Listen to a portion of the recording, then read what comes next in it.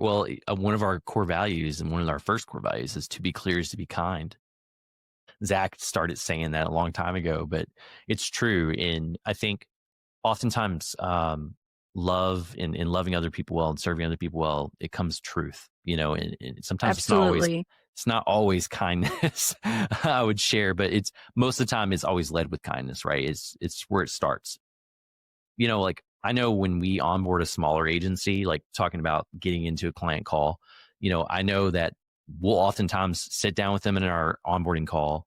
Our partner success manager will actually sit down with them and say, like, what client accounts are you currently managing? You guys write it out. And then you're like, hey, like, what if we try to upsell them? Do you think this would serve that client well, like meta ads or SEO or programmatic? Exactly.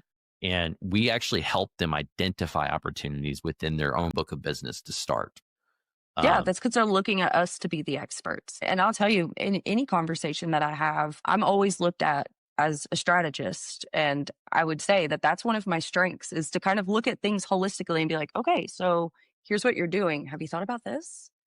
And they're you know, like, oh my gosh, that's a great idea. it's so true.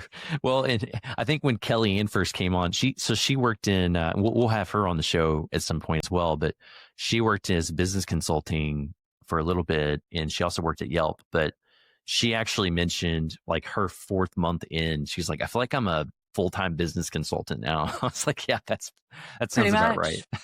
Pretty much. But that's the level of care that you want in any business. And if you're a marketing agency owner or even just any digital online entrepreneur, the way that you treat your clients matters a ton, especially in the service-based